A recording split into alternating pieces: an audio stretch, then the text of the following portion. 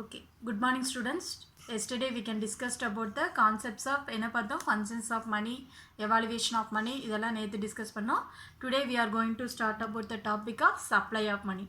Next topic என்னடா supply of money. ஓகேவா? So இந்த சப்ளை ஆஃப் மணி அப்படின்னா நம்ம என்ன சொல்லுவோம் அப்படின்னா ஒரு கண்ட்ரியில் சர்க்குலேஷனில் இருக்கிற மணி சரியா.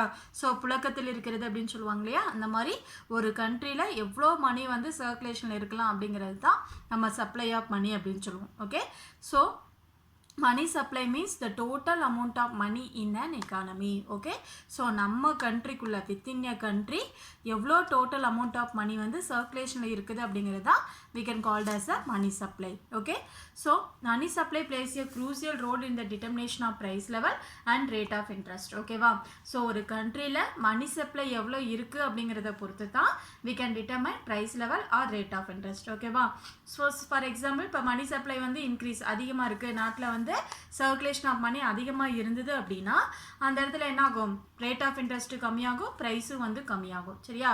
ஸோ கான்ட்ராஸ்டாக மணி சப்ளை கம்மியாக இருக்குது அப்படின்னா அது அப்படியே ஒரு கான்ட்ராஸ்டாக ரேட் ஆஃப் இன்ட்ரெஸ்ட் அதிகமாகிறது, ப்ரைஸ் லெவல் இன்க்ரீஸ் ஆகுறது. ஸோ இந்த மாதிரி ஒரு கான்ட்ராக்ட் சுச்சுவேஷன் வந்து இருக்கும். ஓகேவா, அப்போ ஒரு கண்ட்ரியில் money supply circulation of money எவ்வளோ இருக்குது அப்படிங்கிறத டிட்டர்மைன் பண்ணி தான் we can determine price level and also the rate of interest. ஓகேவா, so money supply viewed at the given period of time it is a stock and the over period of time it is a flow. Okay, so இது வந்து sometimes stock ஆகும். ஸ்டாக்னா என்னமா சொல்லியிருக்கேன், ஒரு ஃபிக்ஸ்டாக கான்ஸ்டண்ட்டாக இருப்பாக இருக்கிறது. ஒரு பர்டிகுலர் இயரில் ஒரு க்ளோசிங் ஸ்டாக் அப்படின்னு சொல்கிறோம் இல்லையா, அந்த மாதிரி ஒரு வருஷத்தில் லாஸ்ட்டாக எவ்வளோ ரிசர்வாக இருக்குது அப்படிங்கிறது ஸ்டாக் அப்படின்னு சொல்லுவோம். பட் ஃப்ளோ அப்படிங்கிறது அந்த பீரியட் ஆஃப் டைமில் எப்படி இருக்குது அப்படிங்கிறத நம்ம ஃப்ளோ அப்படின்னு சொல்லுவோம். கண்டினியூட்டியாக எப்படி இருக்குது அப்படிங்கிறத ஃப்ளோ அப்படின்னு சொல்லுவோம் சரியா. ஸோ சம்டைம்ஸ் அது எப்படிடா இருக்கும், given period of time 1 year ஃபுல்லாக எடுத்துக்கிட்டோம் அப்படின்னா அப்போ வந்து அது ஸ்டாக்காக இருக்கும். பட் ஓவர் பீரியட் ஆஃப் டைம்னா அந்த பர்டிகுலர் டைமில் வித்தின் எ டேவாக இருக்கலாம் இல்லை மந்த்தாக இருக்கலாம் சரியா.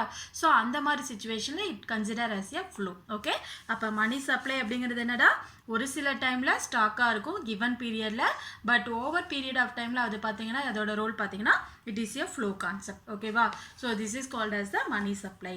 அப்போ ஜென்ரலாக மணி சப்ளை அப்படின்னா என்னடா, total amount of money in an economy. ஒரு கண்ட்ரியில் எவ்வளோ மணி சர்க்குலேஷனில் இருக்குது அப்படிங்கிறத தான் நம்ம என்னன்னு சொல்லுவோம், மணி சப்ளை அப்படின்னு சொல்லுவோம். ஓகே, ஸோ இதோட மீனிங் பார்த்துட்டோம். அடுத்தது பாரு, இந்தியாவில் currency notes are issued by the RBI and coins are issued by the ministry of finance of government of India. இதை ரொம்ப வெரி வெரி இம்பார்ட்டன்ட்மாக நல்லா அண்டர்லைன் பண்ணி வச்சுக்கோங்க சரியா. ஸோ நம்ம இந்தியாவை பொறுத்த வரைக்கும் கரன்சி நோட்ஸ் இஷ்யூ பண்ணுறது பார்த்தீங்கன்னா ஃபுல் கண்ட்ரோல், மோனோபோலி ரைட்ஸ்னே சொல்லலாம் சரியா. ஸோ அந்த மோனோபோலி ரைட்ஸ் பார்த்தீங்கன்னா RBI, reserve bank of India, it is the apex authority of highest, apex என்னடா ஹையஸ்ட் அத்தாரிட்டி அப்படின்னு சொல்லுவோம் சரியா. ஸோ எல்லா இதை விட ஹையஸ்ட் அத்தாரிட்டி, அபெக்ஸ் அத்தாரிட்டி யாருக்கு இருக்குன்னு பார்த்தீங்கன்னா கண்ட்ரியில் RBI, reserve bank of India தான். ஸோ அவங்க தான் என்ன பண்ணுவாங்க, நம்மளோட கரன்சி நோட்ஸ் எல்லாமே இஷ்யூ பண்ணுற மோனோபோலி ரைட்ஸ் ஆர்பிஐக்கு மட்டும்தான் இருக்குது சரியா. பட் காயின்ஸ், ஓகேவா, காயின்ஸ் இஷ்யூ பண்ணுறது யார் அப்படின்னா ministry of finance, government of India தான் காயின்ஸை மட்டும் இஷ்யூ பண்ணுவாங்க. வெரி வெரி இம்பார்ட்டன்ட், இதை நோட் பண்ணி வச்சுக்கோங்க சரியா.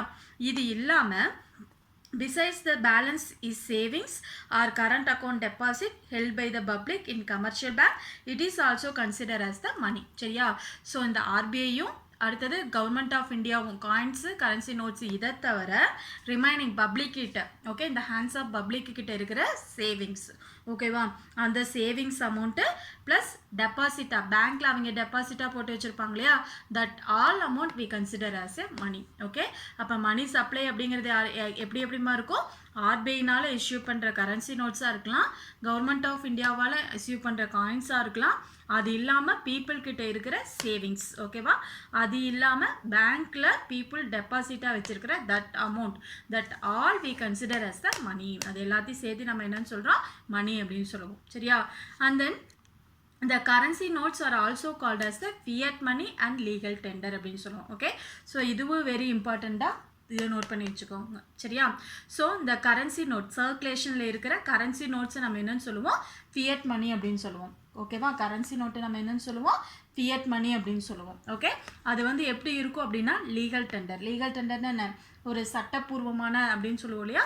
ஸோ அந்த மாதிரி சட்டப்பூர்வமான ஒரு செலாவணி ஓகே அப்படின்னு நம்ம எதை டிஸ்கிரைப் பண்ணுவோம் அப்படின்னா கரன்சி நோட்ஸ். ஓகே, அப்போ நம்ம சர்க்குலேஷனில் இருக்கிற கரன்சி நோட்ஸுக்கு இன்னொரு பேர் என்னடா, fiat money and also the legal tender. ஒரு என்னது லீகல்னா என்ன, ஒரு சட்டப்பூர்வமானது அப்படின்னு சொல்லலாம். ஓகேவா. So money stock is a stock variable. Okay, so the money supply, money supply is a stock variable. stock na என்ன சொல்லிருக்கேன், ஒரு particular periodல நம்ம ரிசர்வா வச்சிருக்கோம் இல்லையா, அதனால money supplies இந்த இடத்துல என்னவா இருக்கு, stock variable இருக்கு. ஓகேவா.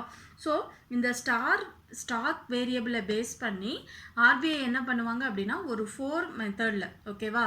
ஸோ இந்த 4 மெஷர்ஸில் தான் ஆர்பிஐ வந்து மணியை வந்து என்ன பண்ணுவாங்க, மணி சப்ளையாக வந்து இஷ்யூ பண்ணுவாங்க. ஓகே, ஸோ இதுவும் வெரி வெரி இம்பார்ட்டன்ட், நல்லா நோட் பண்ணு. ஓகேவா. RBI publishes information for 4 alternative measures of money supply. இந்த ஃபார்மேட்டில் தான்.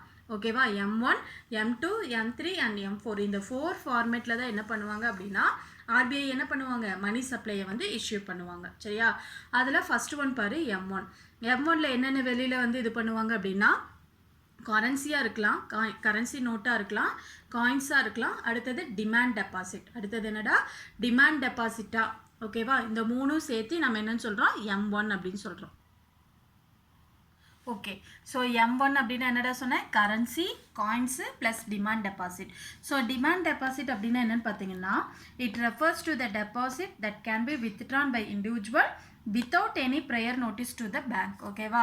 ஸோ நம்ம டிமாண்ட் டெபாசிட்டாக நம்ம பேங்க்கில் டெபாசிட் பண்ணி வச்சுருந்தோம் அப்படின்னா நம்ம பேங்க்குக்கு எந்த ஒரு ப்ரேயர் நோட்டீஸுமே கொடுக்காம ஜஸ்ட் அந்த வித்ட்ரா ஸ்லிப் இருக்கு இல்லையா, ஸோ அந்த ஸ்லிப்பை ஃபில் பண்ணி நம்ம என்ன பண்ணிக்கலாம், எந்த டைம் வேணாலும் நம்ம அமௌண்ட்டை வந்து வித்ட்ரா பண்ணிக்கலாம். சரியா.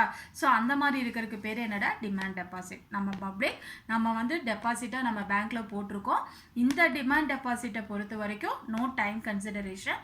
எப்போ நமக்கு நெசசரியோ அப்போ நம்ம வித்ட்ரா ஸ்லிப்பை யூஸ் பண்ணி என்ன பண்ணிக்கலாம், நம்ம அமௌண்ட்டை ரிட்டர்னாக எடுத்துக்கலாம். சரியா. ஸோ இந்த 3 ஃபார்மேட்டில் M1ல எப்படி மணி சப்ளை வெளியில் வருது, கரன்சியாக இருக்கலாம், காயின்ஸாக இருக்கலாம், இல்லை டிமாண்ட் டெபாசிட்ஸாக இருக்கலாம். சரியா.